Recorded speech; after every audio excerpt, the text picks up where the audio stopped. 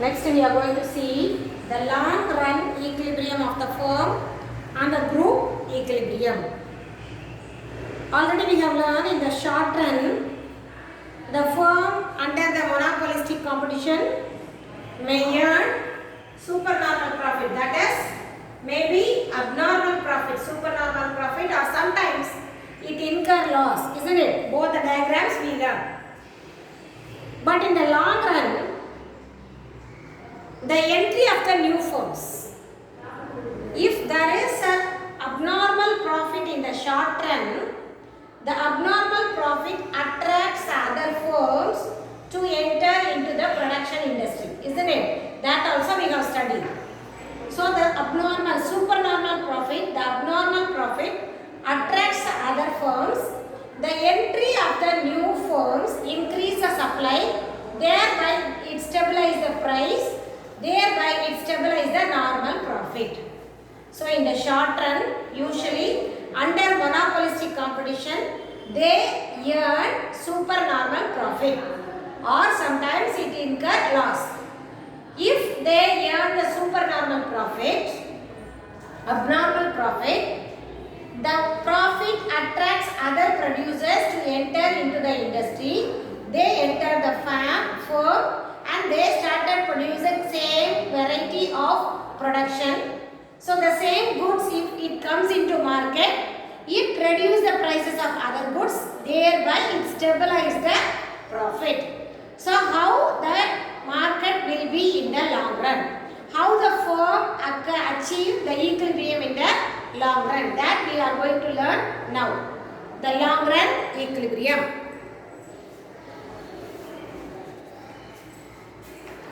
So in the long run equilibrium, we have only two conditions. The first condition is MC is equal to MR. Already we have learned. MC is equal to MR, and MC is equal to MR is equal to AC is equal to AR. All the four should be in equal. Only then in the long run, the monopolistic competition achieves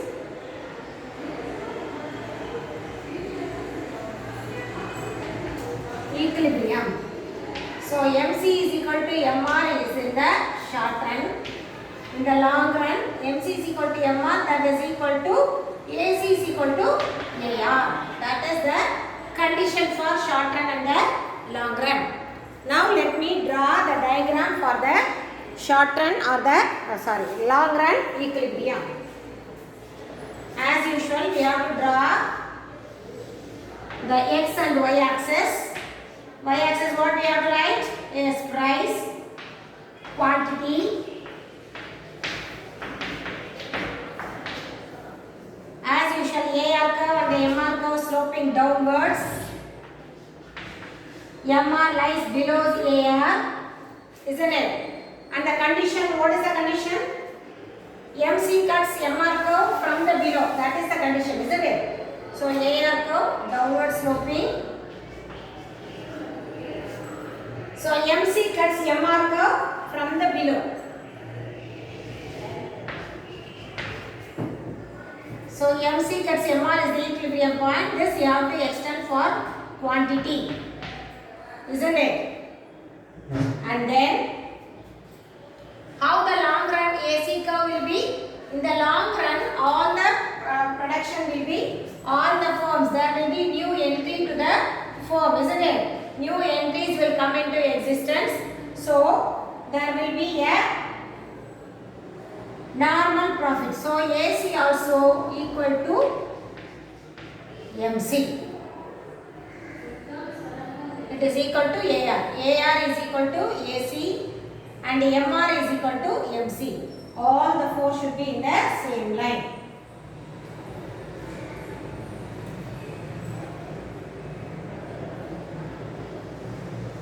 So they will produce only this.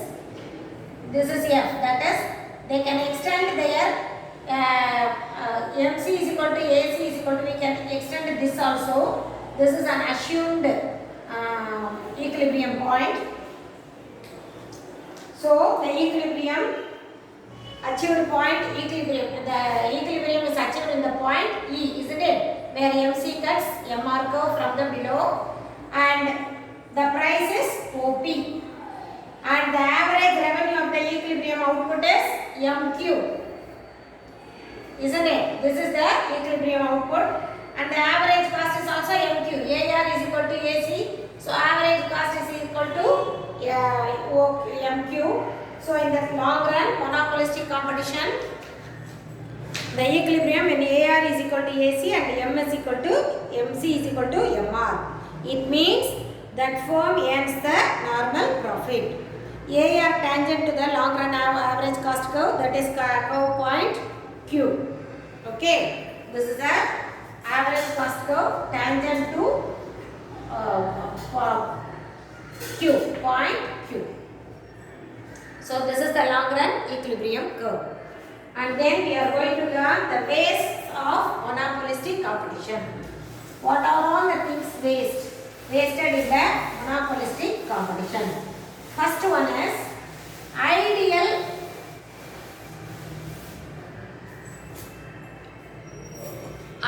capacity.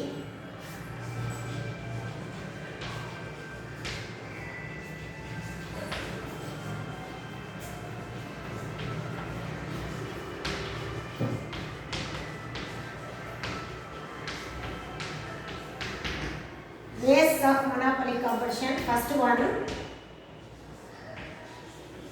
idle capacity. What do you mean by idle? Not used, unused, unutilized. That is idle. Sitting lazy is called idle. So here the capacity, ideal capacity means the unused capacity or unutilized capacity.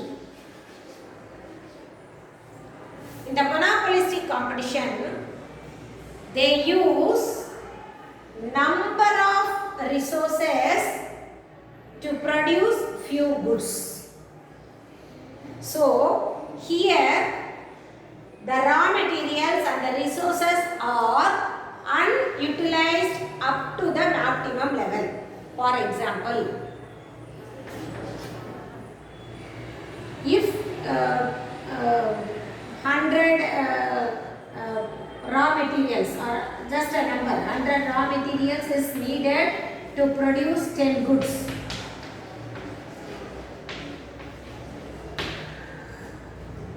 This is optimum utilization. Optimum means maximum. So to produce 10 goods, they need 100 number of raw materials or 100 kgs of raw materials. Here they will not produce 10 goods.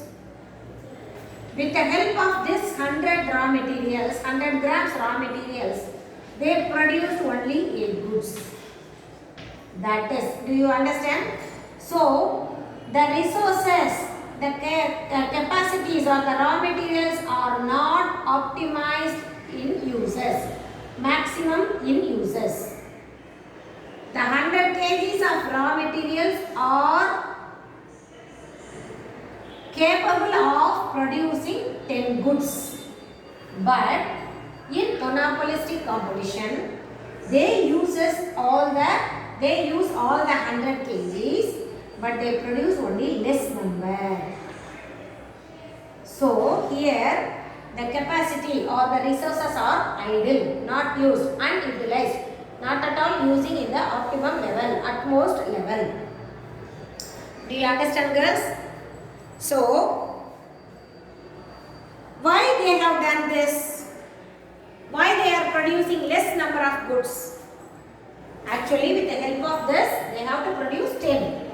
But they produce only 8. Why? Because if they wanted to raise the price, increase the price, they can control the supply.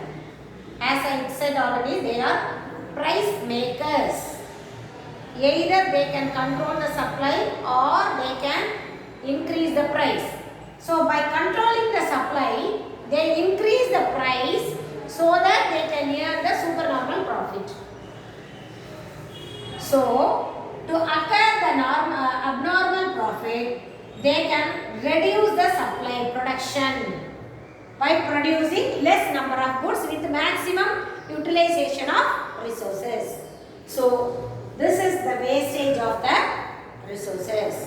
So in monopolistic competition, the resources or the capacity are used idly, not used in a proper manner. And the second one is unemployment.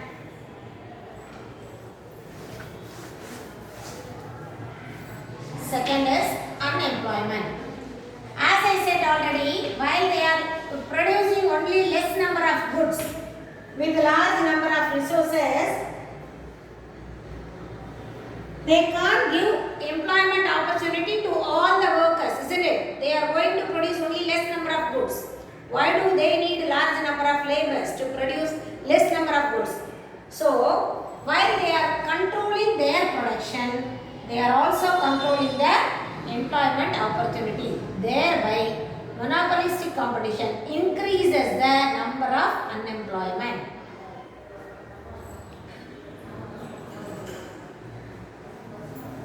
So, they are producing only less number than the optimum output, isn't it? So, they are controlling the employment. And the third one is advertisement.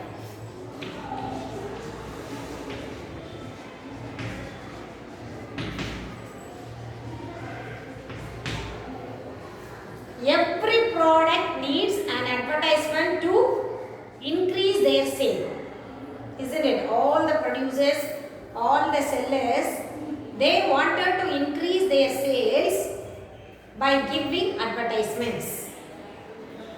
The cost of advertisement is included in the price. Already we have studied, isn't it? If they are paying tax, if they are paying for the transportation and other things. So the cost of the advertisement included in the price, thereby they increase the price. To compete with others, to compete with their close substitute products, they have to do many advertisements.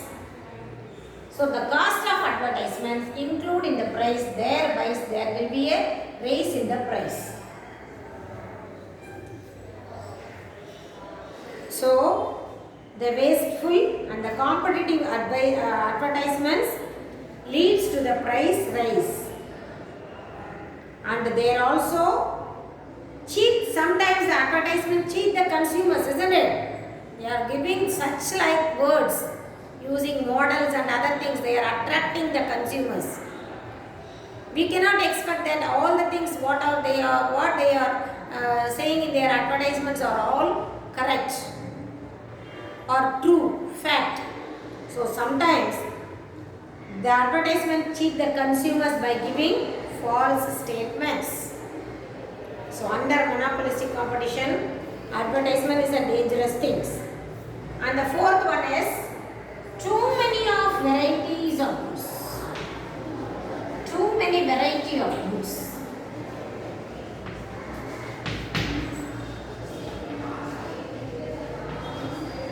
As we studied in the monopolistic in the first, soaps, toothpaste, shampoos, isn't it? There are a number of items are there.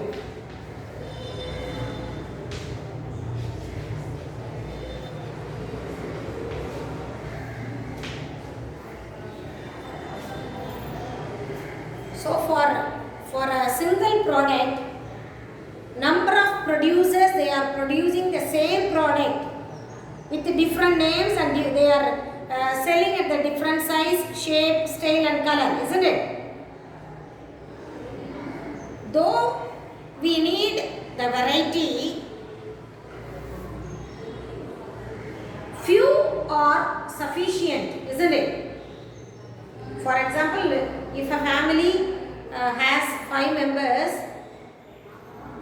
each and everyone is getting a different type of soaps or toothpaste, they will all buy all the 5 products, different products, isn't it? But that is not necessary. number of varieties are necessary. Though we need it in a sufficient manner. It should not go beyond the limit, isn't it? So if we buy the same product for all the 5, the cost also be reduced. If you buy in the wholesale, instead of buying 5 different soaps, if you buy one soap in 5 numbers, the amount will be reduced. The cost of the cost of the product will be reduced. The consumer will get profit, isn't it? He will pay only less amount. Do you understand, girls, what I am telling? So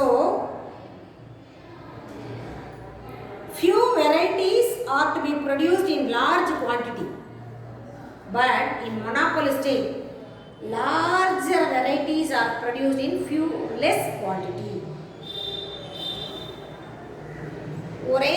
ஒரு பொருளை நிறைய produce பண்ணணும் வையேன், அதுக்கு வந்து cost, average cost கம்மியாக தான், production அளவு கூட கூட கூட காஸ்டோடைய அளவு குறையும். ஆனால் நீ டிஃப்ரெண்ட் ப்ராடக்ட், ஒரு டிஃப்ரெண்ட் 5 ப்ராடக்டை 10 செஞ்சேன்னா அதுக்குடைய காஸ்ட்டு கூட. இப்போ உங்கள் வீட்லேயே ஒரு ஃபார் எக்ஸாம்பிள் சோப் எடுத்துக்கோங்க, ஹமாம் சோப்பு. வீட்டில் இருக்கிற 6 பேரில் 4 பேர் ஹமாம் சோப்பு போடுறீங்க அப்படின்னா 4 சோப் வாங்கினீங்கன்னா the cost of the soap will be less if you buy in a wholesale shop. 2 பேர் வேறு ஒரு சோப் போடுறாங்க, பிஎஸ் போடுறாங்க, லக்ஸ் போடுறாங்கன்னா அவங்க 2 பேருக்கு வாங்கினா கம்மியாகும். பட் 6 பேருக்கு 6 டிஃப்ரெண்ட் சோப் வாங்கினீங்கன்னா the cost will be increased. So large variety வாங்குறதுக்கு பதிலாக few varieties in large numberங்கிறது it will give benefits. And the last one is inefficient firms.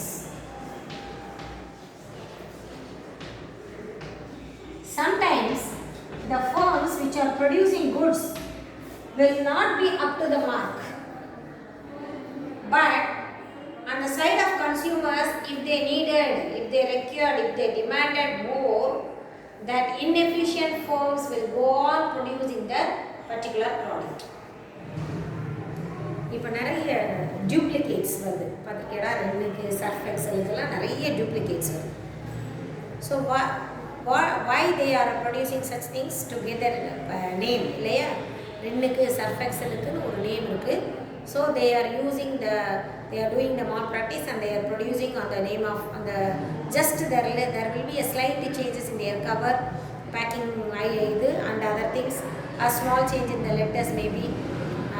அந்த மாதிரி பண்ணி கொடுக்கும்போது அதெல்லாம் inefficiency, இல்லையா? அந்த ப்ராடக்ட் வந்து அப் டு த மார்க் இருக்காது.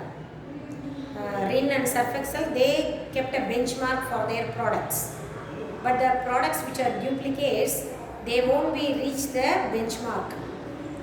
But the people, if they are attracted by those items, they will buy more and more, because the cost of the production, cost of the product will be less in the insufficient forms.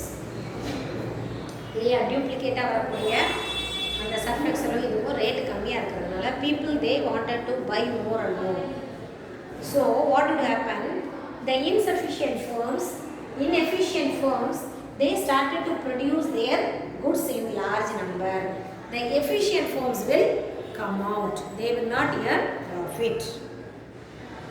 So as Richard Taylor said, rational decisions are made by mind, but the emotional decisions are made by heart. So people, they attracted by the words and the colors and other things, and they are buying the products which are inefficient in the market, which are not up to the mark, which are not satisfy their wants. They exist in the firm for long time. Some efficient firms will not be exist, so they may incur loss. So these are the ways of monopolistic competition. And the next one is monopsony. What is monopsony? Monopsony is, if you compare to monopoly, monopsony is, what do you mean by monopoly? Mono means singular, poly means seller, I told. So monopoly means single seller, isn't it? Monopsony is single buyer.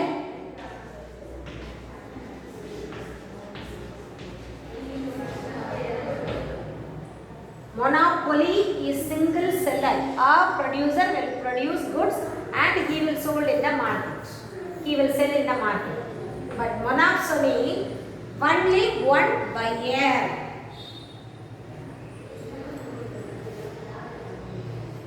So only one customer, he has the monopsony power in the market, isn't it? If you compare, he has the rights to change the market because he is in the demand side. If he wants to buy, he can buy, or else he can't. So he is there. He decides the price in the market. So monopsony means single buyer. And the next one is bilateral monopoly. Monopoly means single, bilateral means two. Let me teach you in the next video. Thank you, girls.